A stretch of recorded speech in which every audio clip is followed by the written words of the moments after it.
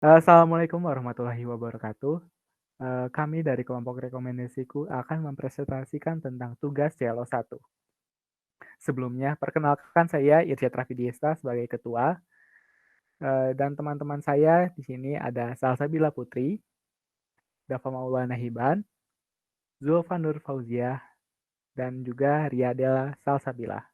Aplikasi yang akan kami presentasikan adalah aplikasi fandom, Shopee, Spotify, dan juga Steam.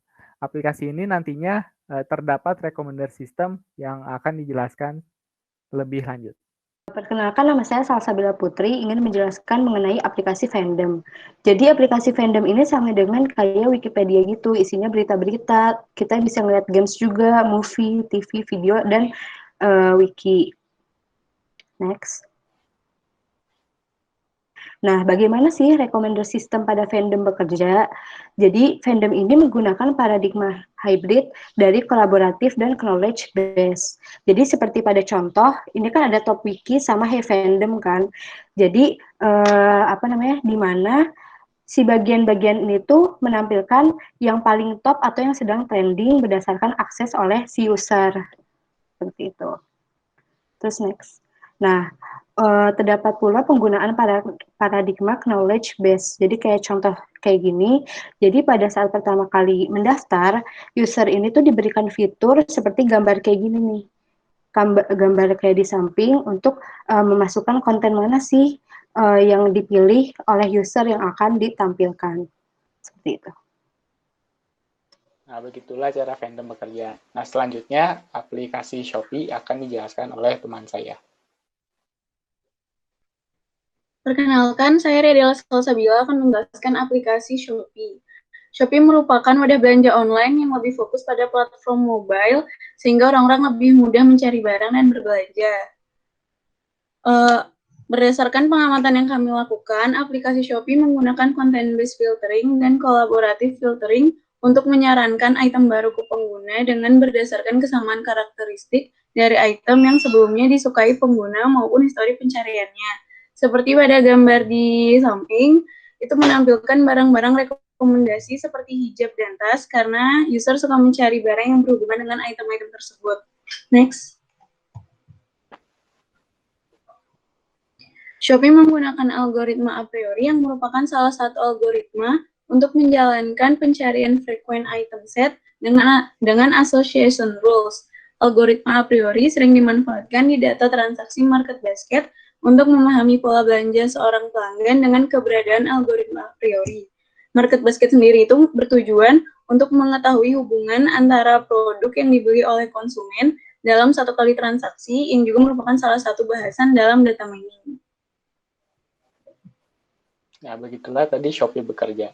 Nah, sekarang aplikasi Spotify akan dijelaskan oleh teman saya. Oke, Assalamualaikum warahmatullahi wabarakatuh. Perkenalkan, nama saya Zulfa Nur Fauziah. Di sini saya akan menjelaskan tentang Spotify. Apa itu Spotify? Spotify adalah layanan streaming musik digital, podcast, dan video memberi akses untuk ke semua jutaan lagu dan konten lain dari artis di seluruh dunia. Bagaimana sih bagaimana rekomendasi sistem pada Spotify bekerja? Berdasarkan pengamatan yang kami lakukan, aplikasi Spotify ini menggunakan collaborative filtering untuk menghubungkan berbagai jenis musik yang sesuai dengan persona pengguna.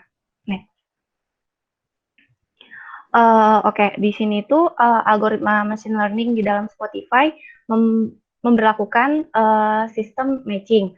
Sistem matching yaitu bagaimana algoritma Spotify menyesuaikan lagu terhadap persona pendengar sehingga pendengar tidak harus memilih lagu pilihan atau favoritnya secara manual, melainkan sudah disediakan oleh Spotify diimplementasikan di fitur Weekly Discovery. Nah, maka dari itu fitur tersebut tentunya sangat amat membantu para pengguna Spotify untuk tidak lagi secara manual merancang playlist sendiri dan memilih musik yang begitu besar jumlahnya, melainkan tersedia dan diperbaharui setiap minggunya secara otomatis. Terima kasih.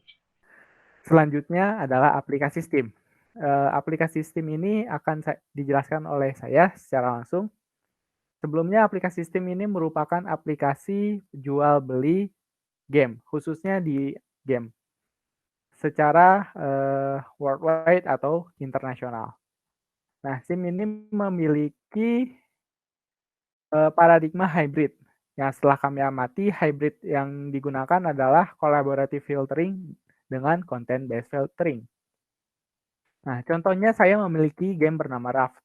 Setelah saya membeli game bernama Raft ini, beberapa bulan kemudian, tampilan halaman utama saya pada saat ingin membeli game lain, terdapat because you played Raft, di mana rekomendasi sistem ini memberikan rekomendasi dengan game yang sama seperti Raft. Nah, pada setiap game itu memiliki juga tag, di mana tag ini akan memiliki kategori masing-masing. Seperti game Raft ini memiliki contoh tag survival, di mana game ini memberikan tentang survival pada di laut. Nah, karena saya memainkan game Raft yang berbasis tag survival ini, maka saya disarankan memilih game dengan yang memiliki tag yang sama. Nah, selain Steam juga memberikan rekomendasi kepada pengguna dengan menggunakan tag, Steam juga merekomendasikan menggunakan data teman.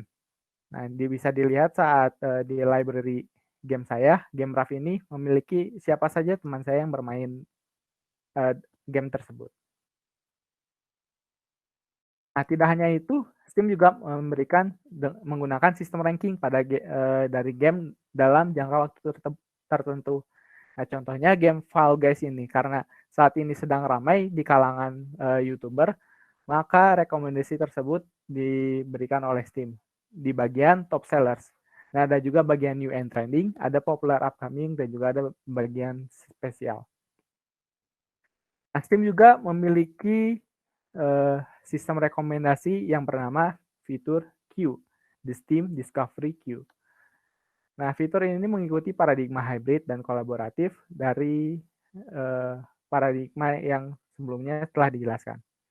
Nah, Steam mengambil data histori pengguna saat menjelajahi game ataupun game yang dimiliki pengguna dan juga game yang dimiliki dan atau diinginkan oleh teman pengguna. Nah, cara fitur Q ini bekerja dengan memodel-modelkan game-game tadi berdasarkan tag ataupun histori yang pengguna gunakan, lalu akan dikumpulkan. Nah, game tersebut akan dijadikan dalam bentuk antrian atau queue, dalam bentuk karusel. Pada bagian homepage Steam akan didesain seperti tersebut. Nah, game tersebut nantinya ditampilkan dan pengguna bisa menjelajahinya secara terus-menerus. Nah, setiap game ini memiliki feedback yang dapat diinputkan oleh user. Apakah game tersebut menarik atau tidak tertarik, atau mungkin akan dimasukkan ke dalam wishlist pengguna. Nah, begitulah cara Steam bekerja. Selanjutnya akan dijelaskan tentang kelebihan dan kekurangan setiap paradigma oleh teman saya. Perkenalkan, saya Dava Maulana. Saya di sini akan menjelaskan tentang kelebihan dan kekurangan paradigma dalam recommender system. Seperti yang kita tahu, recommender system mempunyai 3 inti paradigma, yaitu collaborative filtering, lalu content-based, dan knowledge-based system. Nah, pertama saya akan menjelaskan tentang kelebihan dan kekurangan dari collaborative filtering. Kelebihan pertama, yaitu rekomendasi tetap akan bekerja dalam keadaan di mana konten sulit dianalisis sekalipun. Lalu yang kedua, hampir tidak ada upaya peningkatan kebutuhan hasil dan mempelajari segmen pasar. Lalu yang ketiga, memiliki kemampuan untuk menghasilkan rekomendasi yang tak terduga. Karena model dibentuk dengan melihat orang yang memiliki tes yang sama dengan kita, sehingga ada kemungkinan akan muncul item yang tak terduga. Lalu untuk kekurangan pertama, tidak dapat memberi rekomendasi apabila belum adanya penilaian pada item yang direkomendasikan. Karena rekomendasinya ditentukan berdasarkan rating dari orang yang memiliki tes yang sama dengan kita. Nah, jadi akan sulit untuk sistem merekomendasikan item yang tidak dirating oleh sedikit orang. Lalu kekurangan yang kedua, ketika penilaian pada suatu data terlalu sedikit, akan menjadi salah persepsi. jika data yang digunakan untuk membuat user model itu kurang, jadi model tidak dapat maksimal untuk memberikan rekomendasi dan akhirnya akan menghasilkan salah persepsi. Untuk kekurangan yang ketiga, membutuhkan beberapa bentuk feedback rating. Ini hampir sama dengan yang kekurangan pertama. Lalu, untuk kelebihan dan kekurangan content base, untuk kelebihan yang pertama, dapat menjelaskan bagaimana hasil rekomendasi didapat. Nah, ini biasanya di bawah itemnya atau di sekitar itemnya itu ada tulisan karena Anda melihat item A atau dan lain sebagainya. Untuk kelebihan kedua, dapat merekomendasikan item-item yang bahkan belum pernah di-read oleh siapapun. Nah, ini terjadi karena model dibentuk berdasarkan data atau history user. Jadi tidak menjadi masalah jika ada item yang belum pernah di-read oleh siapapun. Untuk kelebihan ketiga, mampu merekomendasikan item yang sifatnya baru bagi user. Lalu kekurangan yang pertama, hanya dapat digunakan untuk filter yang sesuai. Contohnya gambar, film, dan musik. Untuk kekurangan kedua, item yang dispesialisasi berlebihan. Nah, jarang sekali ditemukan rekomendasi yang kegunaannya berbeda, padahal beberapa orang mungkin memiliki kepentingan yang berbeda. Untuk kekurangan ketiga, tidak mampu menentukan profil dari user baru. Nah, selanjutnya adalah knowledge based system, knowledge based recommender system. Untuk kelebihan pertama, itu adalah berdasarkan pengetahuan dari expert. Tidak ada cold start karena tidak berdasarkan history. Lalu dapat dibangun berperan sebagai professional sales.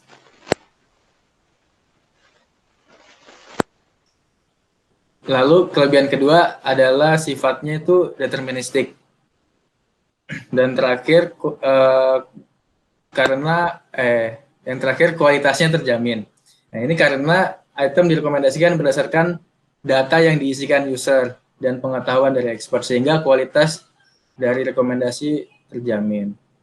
Kekurangan pertama, dapat terjadi bottleneck di pembangunan knowledge. Hal ini dapat terjadi karena menyimpan entity data dan hubungan antar entity.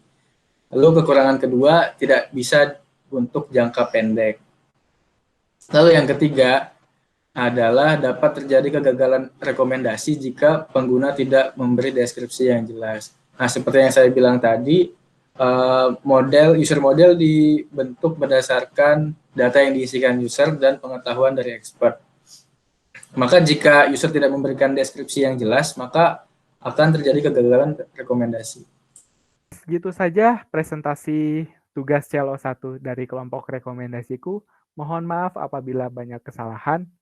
Wabillahi taufiq wal hidayah. Wassalamualaikum warahmatullahi wabarakatuh.